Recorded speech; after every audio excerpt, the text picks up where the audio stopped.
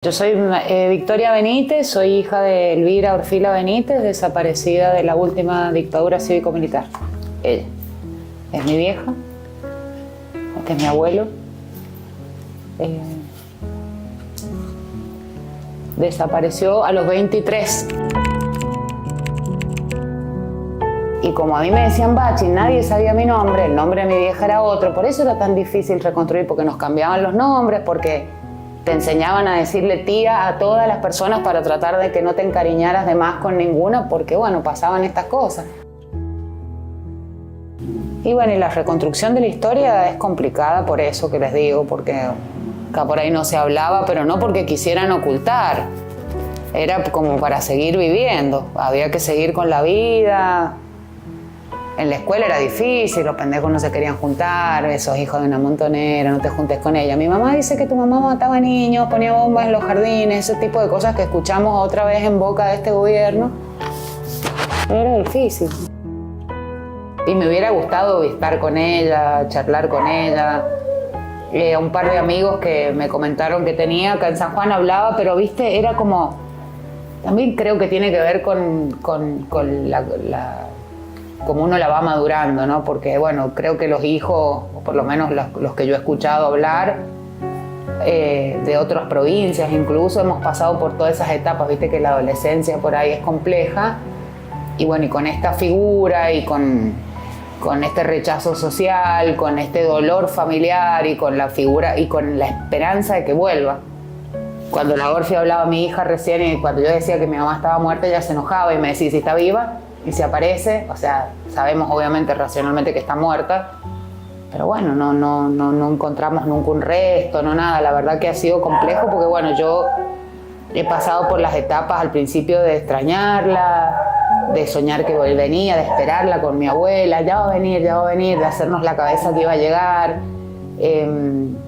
Después en la tele, cuando decían que los desaparecidos en realidad estaban en Europa, yo decía, bueno, a lo mejor mi vieja está en Europa también, pasándola bien, bueno, un montón de cosas. Y después cuando empezás a socializar un poco por ahí estas cuestiones medio crueles que te dicen, y yo decía, bueno, mi vieja prefirió la militancia y no me prefirió a mí, pasé por un montón de etapas de esas, ¿no?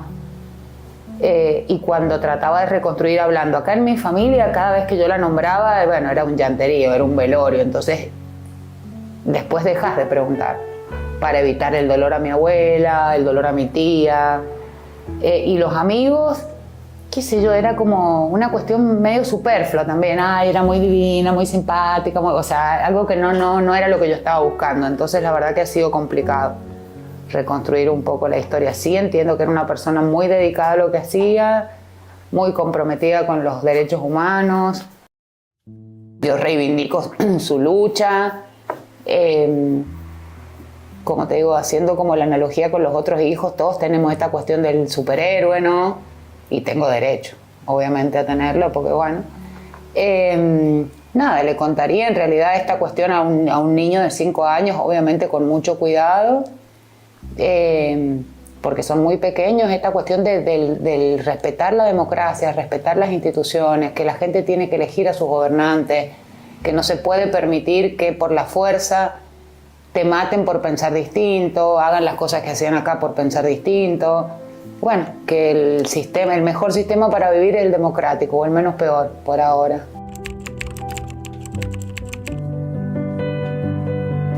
Y me hubiera gustado que se abrazara con mi abuela, por lo menos.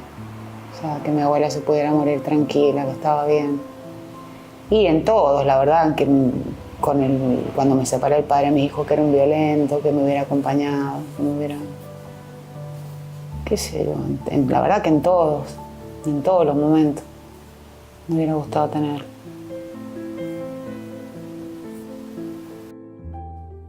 Qué sé yo, ese sufrimiento, viste, en el gesto, todo el tiempo, y cuando estaba viejita a mí me empezó a decir pequeña. ¿Te acordás que me decía pequeña? Se empezó a perder y me hablaba como si yo fuera mi mamá. Y siempre esperando que volviera, siempre, esperando que volviera. La verdad que eso es duro. Bueno, ¿te acordás de esta voz? Esa la manda mi mamá de Mendoza para las fiestas. Bueno, como si fuera yo, escribiéndole a mis abuelos y a mi tía y a mis otros primos. Sí, me acuerdo. ¿De qué año es? ¿Del 77? 76. 76. Después, 16 de diciembre del 76. Estábamos terminando esta casa. Vivíamos en la parte del lado. Y llega. Viene unos días a saludarnos. Venía, ya estaba embarazada. Se había venido porque tenía como si fuera un tumbito, como si fuera una espinilla grande en el pecho. Y que quería que la viera un médico, a ver si cómo podíamos hacer. Y bueno, había un médico en ese momento que era de La Plata, que también después se fue porque le pusieron una bomba en la casa y se fue. Le dijo, mira, tener todo oscuro como si estuviera ya durmiendo y dejar la puerta sin llave, que a la 1 va a ir. Y a la 1 entró todo por el oscuro y estaba en el último dormitorio. En mi dormitorio estaba acostada porque yo ya estaba durmiendo. Y la vio y dijo, y aquí hay que hacer análisis, dice, porque esto hay que ver qué es lo que es. Hay una infección. Y si los análisis indican que la infección ha pasado al feto, lamentablemente va a tener que abortar. Llanto toda la noche a las 2, imagínate. Estábamos las 2 solas nomás en la casa. Y bueno, mi papá se puso en contacto con Pardini, el padre del abuelo paterno, sería de Víctor, que era muy amigo de... Era un hombre que iba todos los días a la casa de España y ahí se juntaba.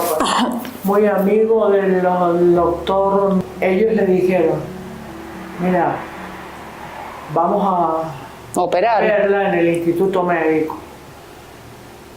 Pero tiene que ser fuera de horario. Claro, la pusieron tipo con un grupo electrógeno, así lo operaron, o sea, es una locura. Toda una estrategia rara para llevarla hasta el quirófano sin que la viera nadie.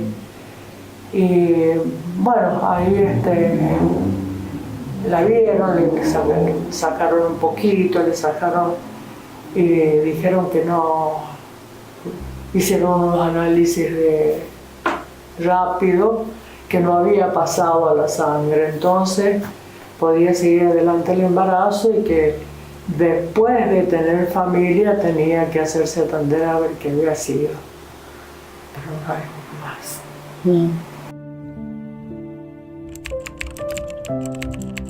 La verdad que cuando se derogaron las leyes de obediencia de vida y punto final, me hubiera gustado que mi abuela lo viera. Por todas las cosas que pasó, obviamente, como madre, como mujer. Y bueno, cuando empezaron los juicios, obviamente esperaba hasta que llegó.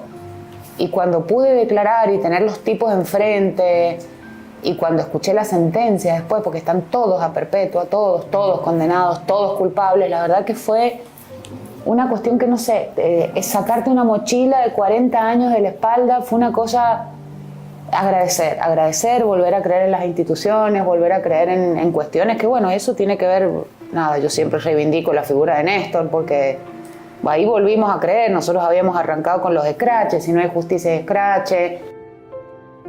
Sería bueno tener un lugar donde ir a ponerle una flor, qué sé yo, y a cerrar. A cerrar, saber qué pasó. Cerrar es un derecho humano, chicas, enterrar a tus muertos. A mí me mataba cuando mis hijos decían, no digas que está muerto, y si está vivo otra vez, ¿viste? Era como volver a 30, 40 años atrás.